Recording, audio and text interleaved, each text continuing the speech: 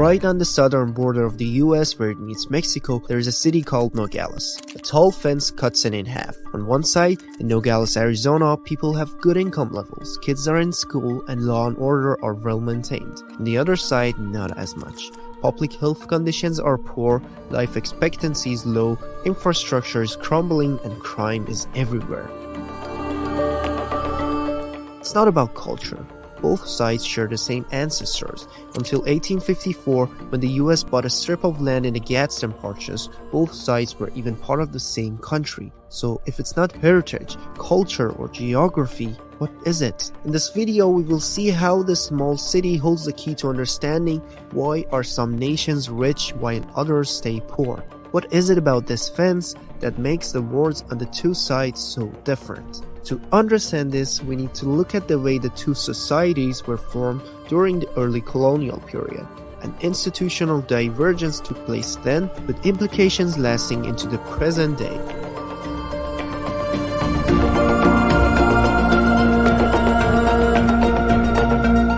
So, the colonization of the Americas started with the Spanish in the 16th century, and they first went to South America. The logic of European colonizers had a key element to it, and this is very important to the story. They had no intention of tilling the soil themselves. They wanted others to do it for them. They only wanted riches, gold and silver to plunder. This mindset shaped everything that followed. The story of Mexico starts with Hernán Cortés's conquest in 1519. Cortés had a brutal but brilliant strategy. Instead of fighting every warrior in the Aztec Empire, he went straight to the top. He captured their leader, held him hostage, and demanded gold in exchange for his life. This actually became standard practice for European conquests. The true horrors of this system was documented by Bartolomé de las Casas about the conquest of New Granada. If you don't want to listen to this part, you can skip it.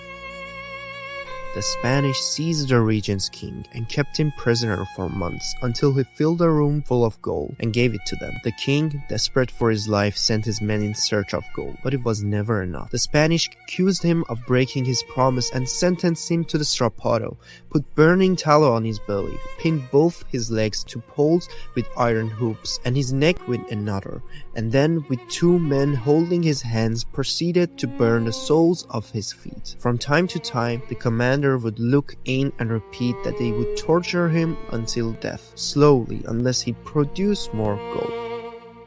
I'm not saying this just to say how brutal the Spanish were. It is essential to the story to understand how the Europeans thought about colonizing South America. After they extracted all the gold and silver from the communities, now governors of New Spain implemented a system that would define Spanish colonial rule, the encomienda. Under this system, Spanish settlers called the encomenderos were granted control over groups of indigenous people. In exchange, they were supposed to care for them, convert them to Christianity, they said. It was just a system for extreme exploitation, to entrench Spanish settlers as the ruling elite. Other institutions emerged as well. The Mita was a way for sending indigenous men to silver mines, where many perished under horrific conditions. The head tax was a way to make sure indigenous people had to earn silver so they could be pushed into low-wage labor for Spanish landowners. Finally, the trajín turned them into human pack animals, carrying goods for Spanish elites instead of using carts. Throughout the Spanish colonial world in the Americas, this pattern occurred. After an initial phase of looting, the Spanish created a web of institutions designed to exploit the indigenous people, to force their living standards down to a subsistence level and thus extract all income above this for the Spaniards. The system made the Spanish crown crazy rich, but Latin America became one of the most unequal societies in history, a system that long persisted the Spanish rule.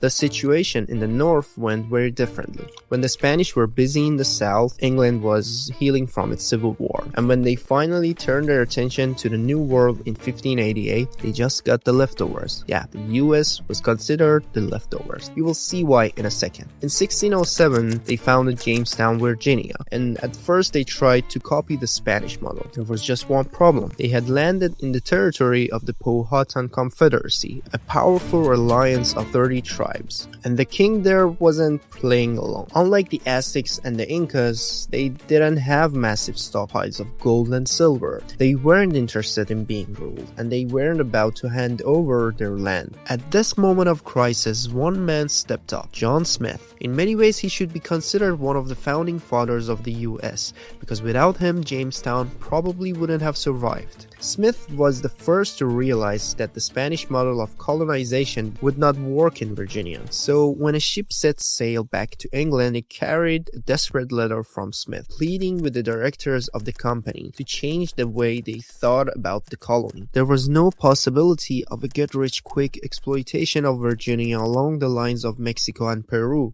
If there were going to be a viable colony, it was the colonists who would have to work for it.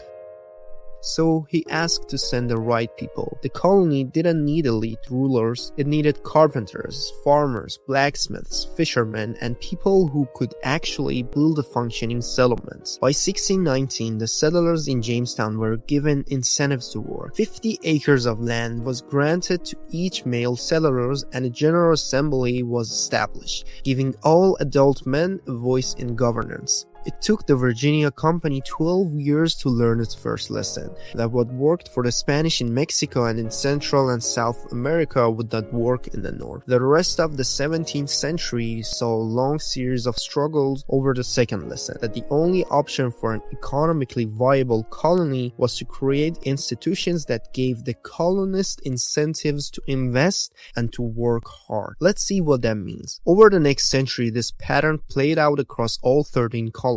English elites repeatedly tried to impose hierarchical, restrictive institutions, just as the Spanish had, but they failed every time. There was just so much land and opportunity that it meant there were simply too many options in the New World. Instead, the settlers had to be provided with incentives for them to work. By the 1720s, all 13 colonies had developed similar structures of government, a governor and an elected assembly. This wasn't democracy as we know it today. Women, slaves, and the poor were excluded, but compared with its time, it's still centuries ahead. These assemblies would later unite to form the First Continental Congress in 1774, the beginning of the Declaration of Independence. So the US Constitution was a product of a long tradition of representative government rooted back to the General Assembly of 1619. The story of Mexico's independence in 1821 was the complete opposite. When Spain collapsed under the Napoleonic invasion, Latin America faced a constitutional crisis. The new constitution in Spain tried to introduce reforms that would give ordinary people more rights, but Mexico's ruling class, which was used to centuries of forced labor and strict social hierarchy,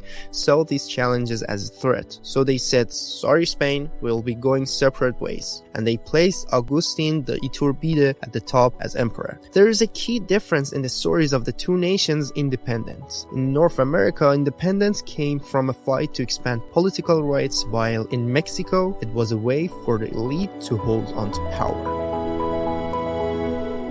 You might wonder, how does all of this history explain the economic gap between the US and Mexico today? For that, you have to understand the connection between political institutions and economic institutions they create. Throughout the Industrial Revolution, innovation was a driving force behind economic growth. In England, the patent system introduced in 1623 protected inventors by preventing the king from granting exclusive rights to his allies. The system was the reason people like Thomas Edison, without royalist backgrounds, were able to invent and get patents for thousands of technologies. But protecting ideas wasn't enough. Edison needed capital to turn his ideas into General Electric. Again, the US was fortunate here. There were nearly 28,000 banks by 1914, offering widespread access to loans at low interest rates. In Mexico, however, only 42 banks existed, and just 2 of them controlled 60% of total banking assets. This means power in the finance sector was again concentrated in the hands of a few, allowing them to charge high interest and only give loans to those they wanted.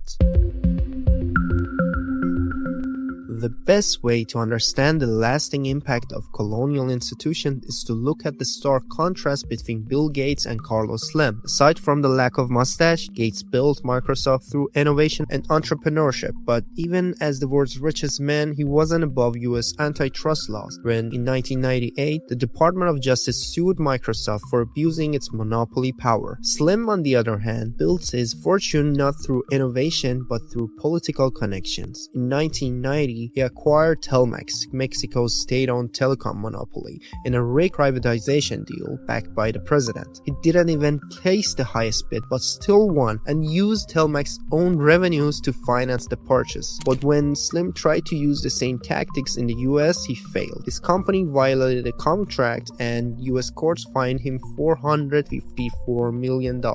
As attorney Mark Werner put it, firms have to respect the rules of the United States if they want to come here. Nice one, Mark. So, the reason Nogales, Arizona is much richer than Nogales, Sonora comes down to the very different institutions on either side of the fence. Let's zoom out to understand the general theory. Every nation operates under a set of political and economic rules, which are shaped by both the state and its citizens. First, the initial incentives and motivations of a society shape its political institutions. The incentive in Mexico was exploitation, and it led to the encomienda. The incentive in the US was to work, and it led to the General Assembly of 1690. Those political institutions then determined the kind of economic institutions that emerged from them. In the US, it was the patent system, the antitrust laws, and the competitive banking sector. In Mexico, it was monopoly, state-controlled industries, and a financial system dominated by a few elite banks. Finally, those economic institutions create the economic incentives that drive prosperity. The incentive to invest, to get an education, or to work hard. And I think this is the most important part that can touch our lives in a way we really understand. But the difference we see today started with the political structures that took shape after 1690. Different patterns of institutions today are deeply rooted in the past, because once society gets organized